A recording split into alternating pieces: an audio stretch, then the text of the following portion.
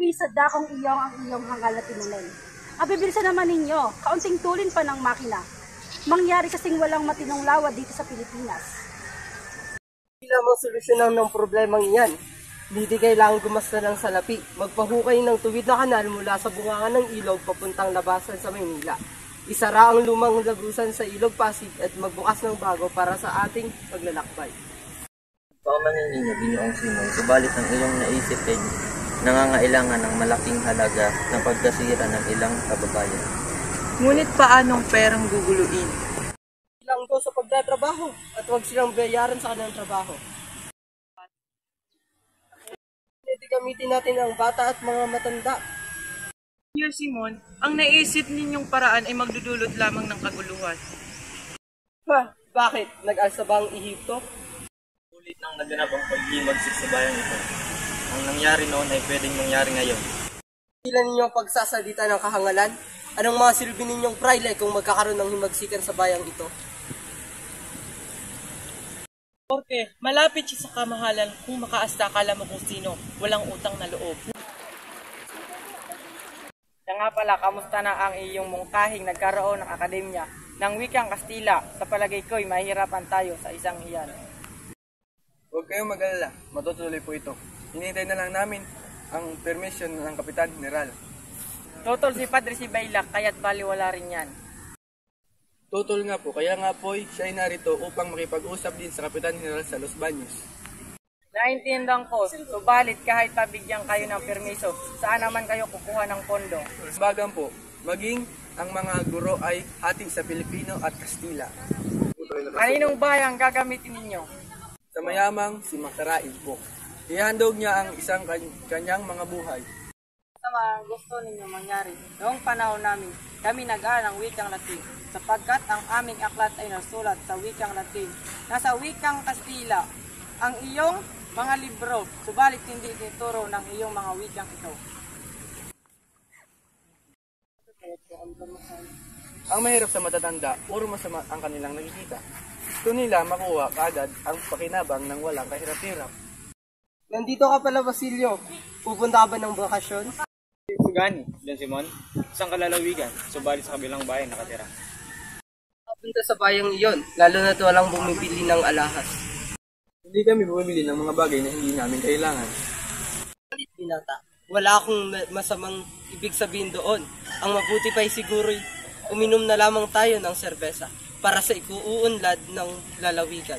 Tawa ng serbesa, ika nga ni Padre Camora, kapansin-pansin ang kawalan ng sigla ng bayang ito dahil sa dami ng tubig na iniinom. Ngunit pagtatawanan lamang ni Padre Camora ang inyong mga sinabi. Hindi siya naniniwala sa mga ganyang bagay. Kumusta na kayo, Ina? Maligayang Pasko po sa inyo. Naalala ko pa po ang mga araw na magkasama pa tayo. Inang Crispin, ni minsan hindi ko po kayo nakalimutan.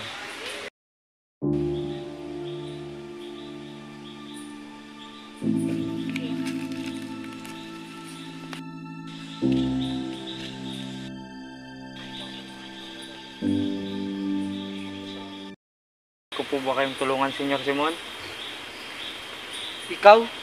Senyor Ibarra, 13 taon na ang nakakaraan nang ako iyong tulungan sa paglibing ng aking ina at aking kapatid. Maaari ko ba kayong pasalamatan? Bakit? Sino ka ba at sino ba ako sa inaakala mo? Dakila, maraming nag-aakalang patay ka na. Pero hahayaan pa rin kitang mabuhay. Alam kong naghirap ka rin tulad ko at alam kong meron ka pang utang na dapat singilin. Sa inyong mga kabataan, wala kayong ibang ginawa kundi purihin ang mga Kastila. Akala nyo ba ay makukuha nyo ang ninanais nyong pagtrato dahil sa inyong ginagawa? Gusto ka lang namin makita, Senyor Ibarra. Hanap niya yung brilyante. Sa katunayan ay mayroon akong binibintang mga alahas. Oo nga, mga brilyante, lalo na yung matatandang brilyante. Mga antiko kasi ang hiling ni Ama. Itong hikaw ni Cleopatra, singsing ng senador at mga kabalyerong Roma, at mga hikaw ng mga dalaga sa Roma. Sa katunayan, narito ang mga antikong alahas. Dalawang hikaw na iyon. Ikaw, wala ka ba ang pagbibili sa akin? Ang lakit ni Maria Clara. Siya nga ba't hindi ko yun agad naisip? Heto na, nakita ko na. Gusto ko ito. Magkano mo ba ito binibenta? Isipan ko muna. Nais kong kunin ang pahintulot ng aking anak. Babalik ako mamayang gabi. Sige, kung iyong nais. Sa wakas, nahanap ko ng aking nais. Utang Quiroga. Empleyado, opisyal, tiyente, sundalo. Lahat sila utang akin, pero hindi sila bayad. Pagpapasok ng mga ng kahit anong inyong naisip. Mga kahon ng bakal, lampara at mga baril para sa kuda. O ano, papayag ka ba? Payag ako basta kikita pila. Pilo, delikado, kontrabado. Baka huli tayo sundalo. Huwag kang maingay. Ngayong gabi ay mayroon akong isang kahong baril sa bodega. Tulungan mo akong itago iyon. Ako, balil. Pero hawak ko, higit ko mata. Huwag mag-alala, sagot kita.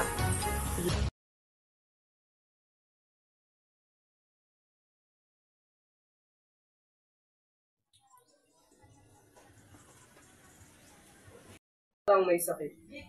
Ang kanyang sakit. Umalat ang lason sa buong niyang katawan. Maaari siyang malagutan ng hininga anumang oras.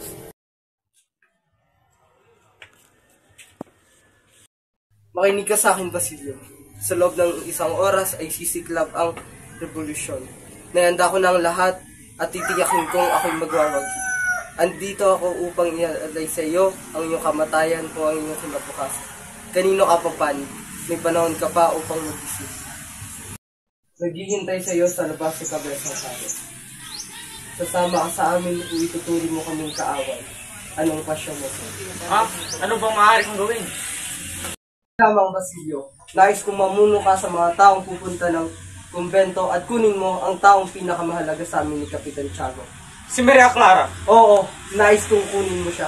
Pero, huli na po kayo ng dating. Bakit? Anong ibig mong sabihin? Si Maria Clara ay patay na. Hindi yan pwede. Sinasabi mo lang yan dahil ayaw mo siyang iligtas. Pero, ilang araw siyang matamlay at may sakit. Pumunta na ako ng kumbento para malaman kung ano ang sakit niya. Ginoong Simon.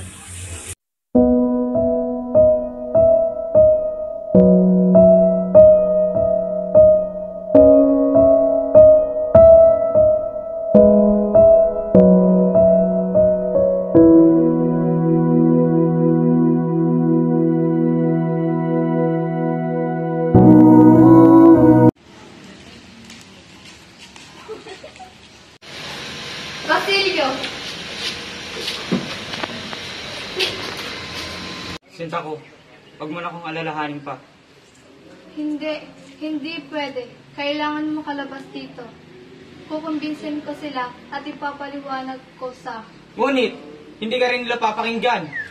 Hindi maaari. Kailangan mo makalabas dito. Paalam mo na aking sinta.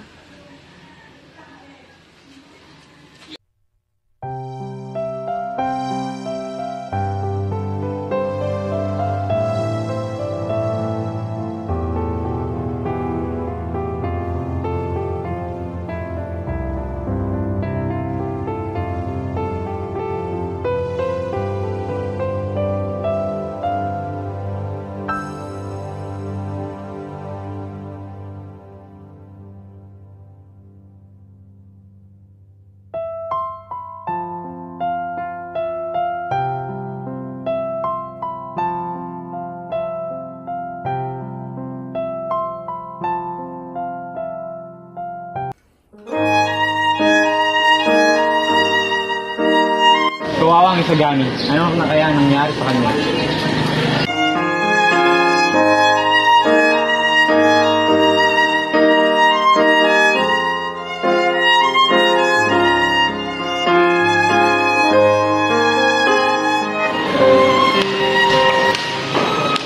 Binabati ko yung Juanito at Paulita. Maging matagumpay sana ang iyong pagsasama bilang mag-asawa. Maraming salamat, Senyor. Maraming salamat, Kapitan General.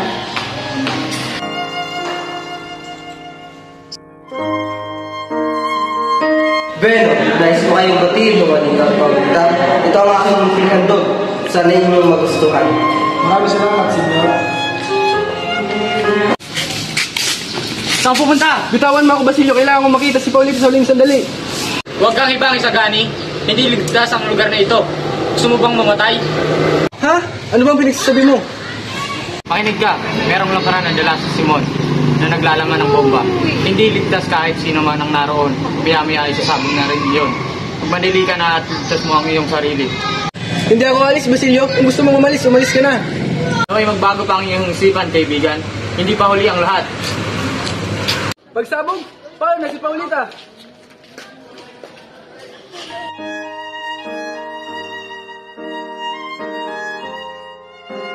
Sino bang hangalang isipang maglagay ng papel na ganito rito?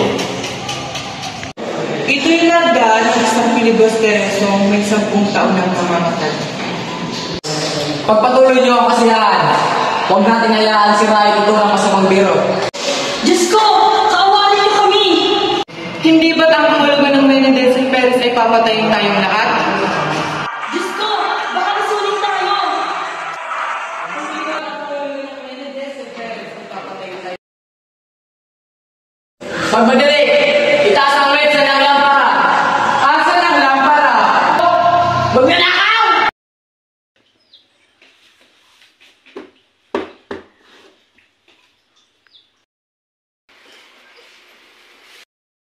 Ramdam ko ba?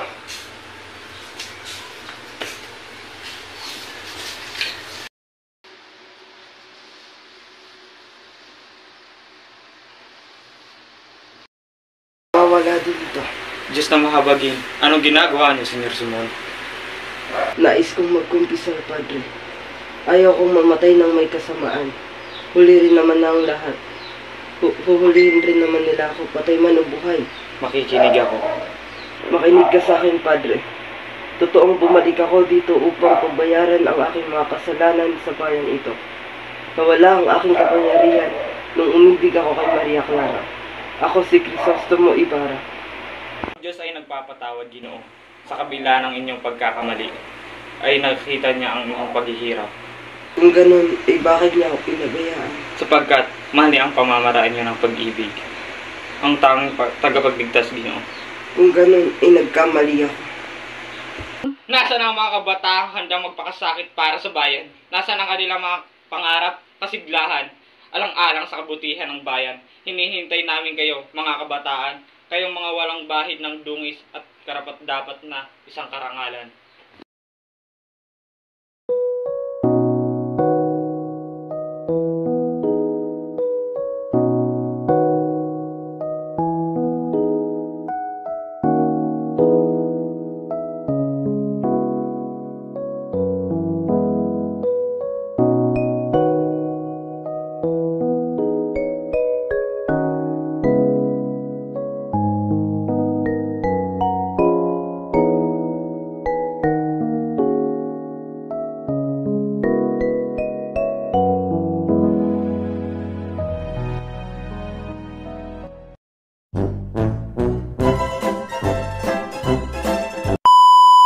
Lang, masunod ba ako kay Jayan? Simon? Total sipat.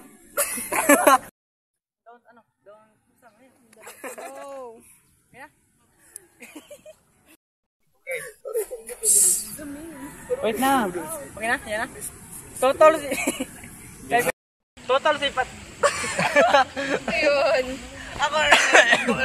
Try na. Total sipat receive lang. Ay! Sabi mo, aram ko na. Don't isa mo yan.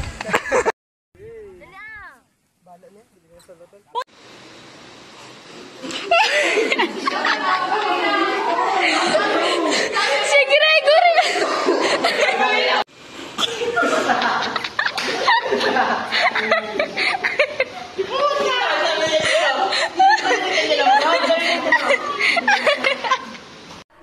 Uy, pagod na si Father! Pagod na siya!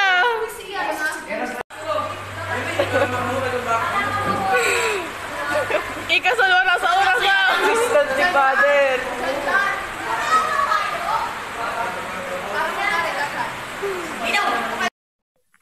Sinta ko, huwag mo na akong alalahanin pa. Hindi pwede. Kailangan mo. Hala! ang dalawang hikaw na iyon. Kasakto! Ano ba?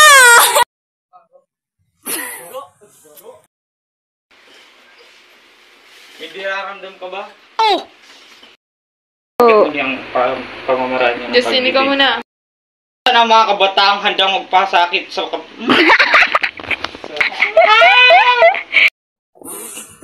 Bahay namin siya. Hindi man maganda siya may makulong ka na parang nagminatay ka. Pag-isipan ko muna. Nais kong kunin ang pahintulot ng aking anak. Babalik ako mamayang gabi. Sige, kung iyon ang iyong nais.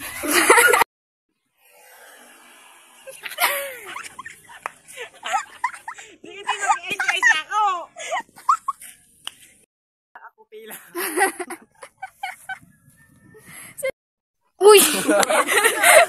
Nag-ano ka? Kagigilid! Hindi na ako nagigilid! Uy!